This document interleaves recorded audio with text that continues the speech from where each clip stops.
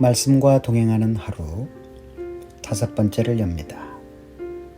찬송은 369장 죄짓 맡은 우리 구주 1절 함께합니다.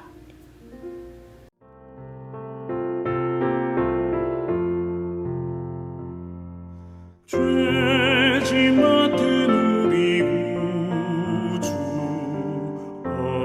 어찌 좋은 친구인지 걱정 근심 무거운 짐 우리 주께 맡기세 주께 고함 없는 고로 복을 받지 못하네 사람들이 어찌하여 아뢰 주를 모를까. 오늘 말씀은 시편 5편입니다. 여호와여 나의 말에 귀를 기울이사 나의 심정을 헤아려 주소서. 나의 왕 나의 하나님이여 내가 부르짖는 소리를 들으소서. 내가 주께 기도하나이다. 여호와의 아침에 주께서 나의 소리를 들으시리니 아침에 내가 주께 기도하고 바라리이다. 주는 죄악을 기뻐하는 신이 아니시니 악이 주와 함께 머물지 못하며 오만한 자들이 주의 목전에 서지 못하리이다. 주는 모든 행악자를 미워하시며 거짓말하는 자들을 멸망시키리이다. 여호와께서는 피 흘리기를 즐기는 자와 속이는 자를 싫어하시니이다. 오직 나는 주의 풍성한 사랑을 힘입어 주의 집에 들어가 주를 경외함으로 성전을 향하여 예배하리이다. 여호와여 나의 원수들로 말미암아 주의 의로 나를 인도하시고 주의 길을 내 목전에 곧게 하소서. 그들의 입에 신실함이 없고 그들의 심중이 심히 악하며 그들의 목구멍은 열린 무덤 같고 그들의 혀로는 아첨하나이다. 하나님이여 그들을 정죄하사 자기 꾀에 빠지게 하시고 그 많은 허물로 말미암아 그들을 쫓아내소서. 그들이 주를 배역함이니이다. 그러나 주께 피하는 모든 사람은 다 기뻐하며 주의 보호로 말미암아 영원히 기뻐 외치고 주의 이름을 사랑하는 자들은 주를 즐거워하리이다. 여호와여 주는 의인에게 복을 주시고 방패로함 같이 은혜로 그를 호위하시리이다. 우리가 어떤 억울하거나 답답한 일을 만나게 되면 말도 안 나오는 경우가 있습니다. 너무나 기가 막혀 말이 안 나온다. 이런 일을 만날 때 우리는 어떻게 그 문제와 그 상황을 해결하려고 합니까? 그렇게 만든 사람에게 분풀이라도 해야, 아니면 누군가에게 최소한 해명이라도 해야 되지 않는가, 그런 생각을 하는 것이 사실입니다.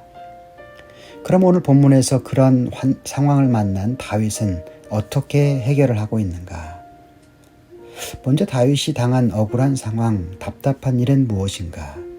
오늘 본문에는 정확히 기록되어 있지는 않지만 5절, 6절을 보면 오만한 자들, 모든 행악자들, 거짓말하는 자들, 피 흘리기를 즐기는 자와 속이는 자들이 그 가운데 있었던 것은 확실해 보입니다.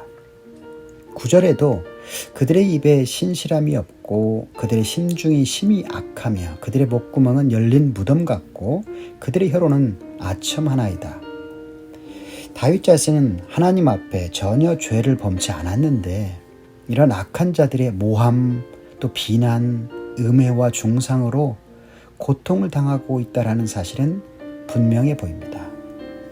예를 들면 다윗의 아들 압살롬에게 반역을 당해서 이 다윗이 왕궁에서 나와 도망자 신세에 있을 때에 다윗을 괴롭힌 것은 시므이라는 노인이 쫓아오면서 이렇게 얘기하죠. 당신은 하나님께 벌을 받아서 그런 것이다. 하나님이 당신을 버린 것이다.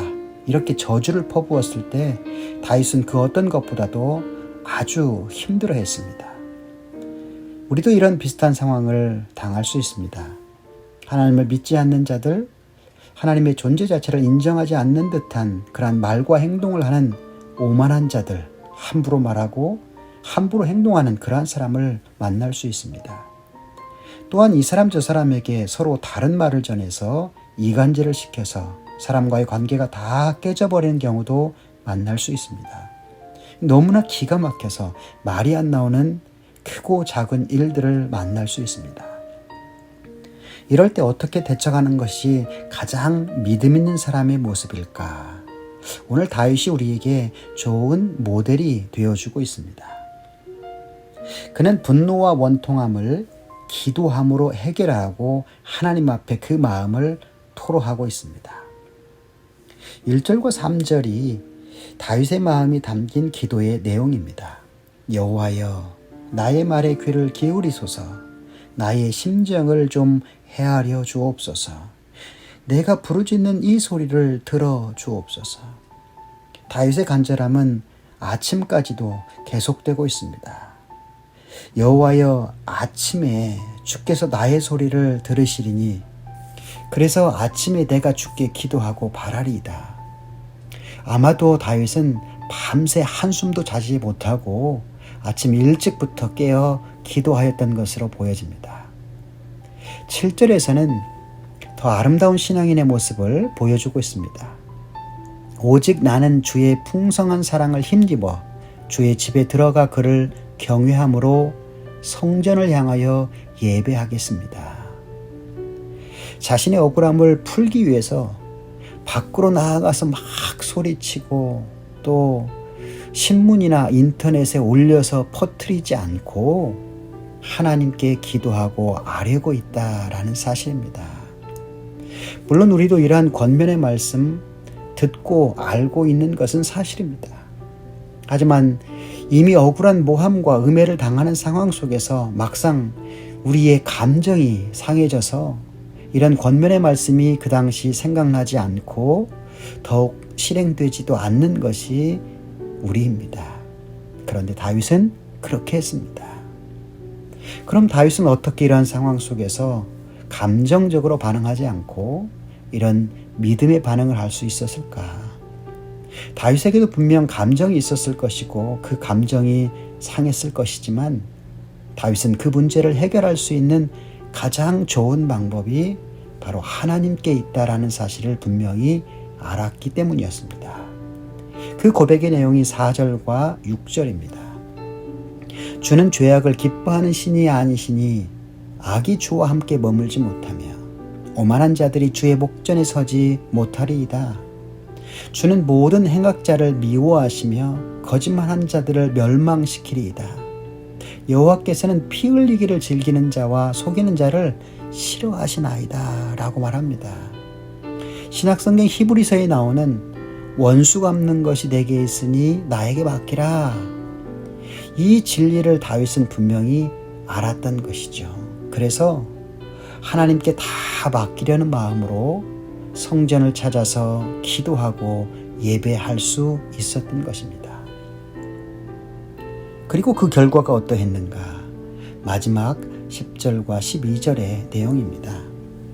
악한 자들은 자신들의 죄에 빠져서 패망하게 되지만 주께 피하는 모든 사람은 다 기뻐하며 주의 보호로 말미암아 영원히 기뻐 외치고 주님이 의인에게 주시는 복을 받으며 방패같이 하나님의 은혜로 보호함을 받게 된다. 실제로 다윗은 그의 삶 속에서 이러한 경험들을 참 많이 했습니다. 사무엘상 25장에 나오는 얘기인데요. 다윗이 사울 왕에게 쫓겨 도망자 신세일 때 나발이라는 사람의 양을 지켜주며 살았던 적이 있습니다.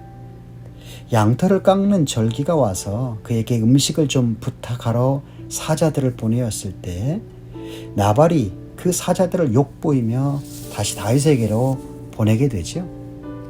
이때 다윗의 감정이 얼마나 상했겠습니까? 자존심을 땅에 떨어졌고 답답하고 억울하였을 것입니다. 그래서 다윗은 그 악한 나발을 죽이겠다고 군사들을 총 출동시킵니다. 어찌 보면 너무나 당연한 반응이라고 할 수 있습니다.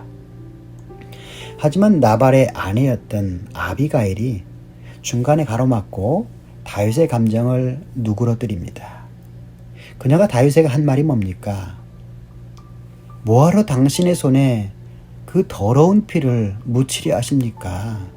이 모든 것을 하나님이 다 해주실 것입니다. 다윗은 아마 이때 정신이 번쩍 들었을 것입니다. 그리고는 감정적으로 맞대응하려 하지 않고 하나님께 다 맡깁니다. 결국 하나님께서 다 처리해 주셨죠. 손 안 대고 코를 풀 수 있었던 것을 성경은 증언하고 있습니다. 이게 바로 믿음의 반응이라는 것입니다. 하나님의 백성이라면, 그리스도를 따르는 사람이라면 이런 비슷한 상황을 만날 때 무조건 감정적으로 맞대응하지 말고 오히려 하나님께 맡기고 기도하면 결국 하나님이 처리해 주신다라는 진리입니다. 물론 이 말씀은 알지만 당장 그러한 상황을 만나게 되면 이렇게 다윗처럼 순종하기가 쉽지 않은 것이 또한 사실입니다. 우리의 감정이 앞서서 악한 말과 행동이 이어지는 경우가 참 많습니다. 다시금 오늘 말씀을 우리 마음밭에 깊이 새기길 원합니다. 하나님께 우리의 약함을 고백하고 성령님의 도우심을 구해야 할 것입니다. 그래서 다윗처럼 이 아름다운 믿음의 반응을 통해서 주님이 친히 일하시는 그 놀라운 역사를 경험하며 살아가는, 그래서 하나님이 허락하시는 그 샬롬의 평강이 우리의 마음과 우리 모든 삶에 일어나는 그런 주님의 제자들이 다 되시기를 주의 이름으로 축원을 드립니다. 기도하겠습니다. 하나님 아버지, 때때로 우리는 너무나 억울한 일을 당하며 말도 안 되는 모함으로 상처를 받을 때가 있습니다. 상한 감정 때문에 같은 방식으로 되갚아 주려고 할 때가 참 많은 것이 사실입니다. 오늘 다윗의 모습을 통해서 참 믿음의 사람들의 올바른 대처가 어떤 것인지를 다시금 마음속에 새겨봅니다. 앞으로 이러한 상황을 만날 때 같이 맞대응하려는 마음을 주는 이 마귀의 함정에 빠지지 않게 우리의 마음을 지켜주시고, 가장 믿음 있는 자들의 모습처럼 오히려 성전을 찾아 그 문제를 주님 앞에 내려놓고 기도하며 주님의 일하심을 기다리는 성숙한 신앙인들로 서게 도와주옵소서. 오늘도 주님 앞에 엎드리는 종들의 기도에 응답하시며 우리 모두를 강력한 하나님의 전신갑주로 무장시켜 주시사 우리 앞에 주어진 모든 영적인 싸움에서 승리하는 믿음의 사람들로 세워 주옵소서. 예수님의 이름으로 축복하며 기도하옵나이다. 아멘.